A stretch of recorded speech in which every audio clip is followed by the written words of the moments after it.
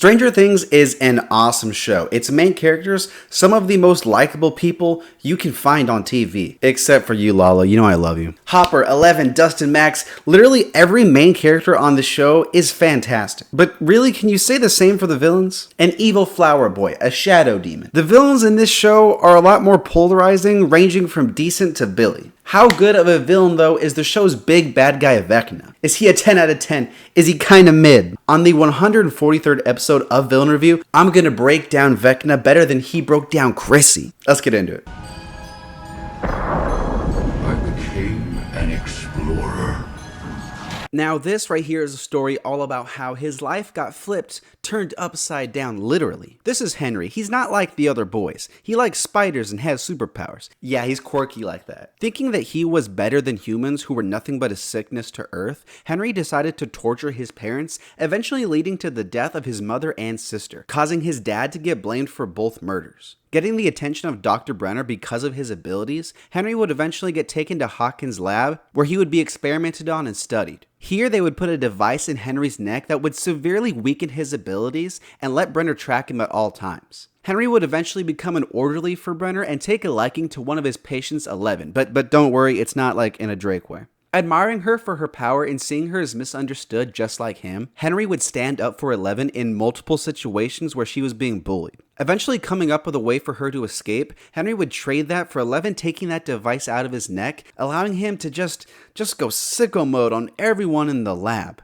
Henry would ask Eleven to join him in taking over the world, but she'd refuse, leading to the two getting in a fight which resulted in Eleven banishing Henry to the Upside Down. Here he'd create the Mind Flayer and begin his plan of using it to take over the world and eradicate humanity. So what's Vecna's goal here? Take over the world, and I hate to say it, but I think it's a little generic. Taking over the world is a villain motive we've seen a million times, and most of the time it's done pretty terribly, but it can be done in a unique and interesting way, and it has multiple times. For me though, I think it falls somewhere in the middle of that. Vecna does have his reasons for wanting to end the world, and they do explain why he wants to do it.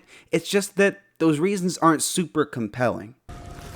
I want you to join me. Real quick, time out. I'm making 3 Stranger Things videos this week. 3 videos, 3 days. Bam, bam, bam. Monday, Tuesday, Wednesday. If this video gets 150 likes, I'll do 4 videos. It is a ton of hard work, so I really appreciate your support. Okay, let's get back to Vecna. Right off the bat, Vecna is immediately a breath of fresh air when it comes to Stranger Things villains. The Demogorgon was just an animal, and while the Mind Flayer was a lot more sentient, neither of them really had personalities. If anything, even if Vecna sucked as a villain, he'd at least stand out for being the villain with the most clearly defined personality. Luckily, Vecna doesn't stop there, and there is a lot more to his personality. Vecna, as we see him in his current form, is ruthless, manipulative, and has zero regard for human life. All things that make him a pretty intimidating villain. When it comes to intimidation though, I have one problem with Vecna, and it's the design of the character. I'm not the biggest fan of the prosthetics, but that's not my main issue with it. My main problem is how much it limits Vecna's actor. Jamie Campbell-Bower is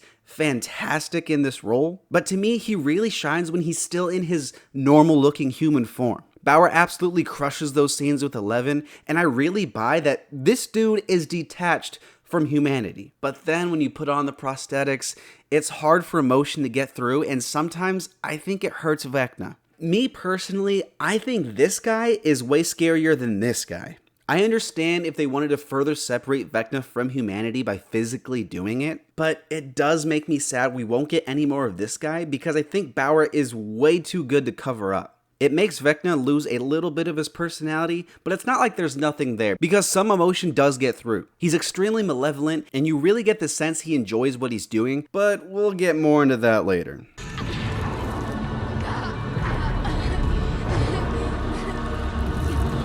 When Vecna first jumps on the scene in Season 4, you know shit's going down. All 3 of the deaths are gruesome, but Chrissy stands out the most just because of how unexpected it is. It sets the season's tone up perfectly, and really makes you worried for Max when you find out she's a target. I think that's one thing Vecna does consistently well, is just how intimidating he is. There are times where he feels unstoppable, and I really like that for a villain. You can see the influence of villains like Freddy and Pennywise, sure, but Vecna has such a different personality from those two, it's not that big of a deal. He has some awesome scenes with Max, and that battle between him and Eleven at the end is awesome, but honestly, my favorite moment for Vecna is the massacre at Hawkins' lab. I love seeing these different sides of Henry, and watching him go from like showing kindness to Eleven to slaughtering everyone is insane. Two very drastic changes in how he's acting, but it's performed so well it feels coherent. It's such an awesome way to end Volume 1, as everything starts to make sense,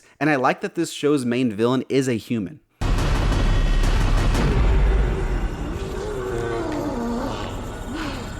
As far as how evil Vecna is, I think he really thrives here. Not that there's anything good about thriving in evil. The Demogorgon was just doing what Demogorgons do, so not really evil. And the Mind Flayer was pretty malevolent, but it turns out that was just Vecna. He's out to destroy humanity, and what makes him really evil is that he knows what he's doing, and he doesn't care. We get those pretty brutal kills, but what's worse there is all the stuff he does to mess with them beforehand. A character like Pennywise, he toys with his enemies because it makes them like taste better. It's like steak sauce, but Vecna doesn't have to. He chooses to. I'd say that's pretty evil.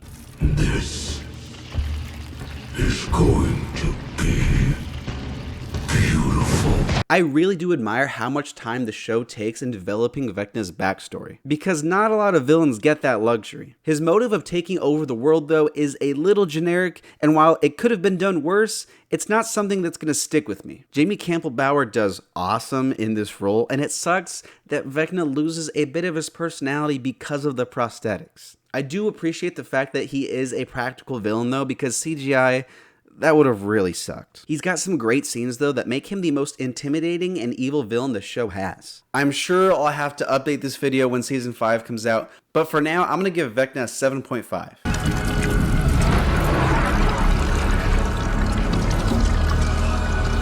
Thank you so much for watching, and if you enjoyed this video, hit subscribe because I make a new villain review every single Monday. Let me know what you think of Vecna in the comments. Did you love him? Did you hate him? And of course, who I should review next. A potato, Satan. I don't care, it's up to you. Thank you so much for watching, and I'll see you next time.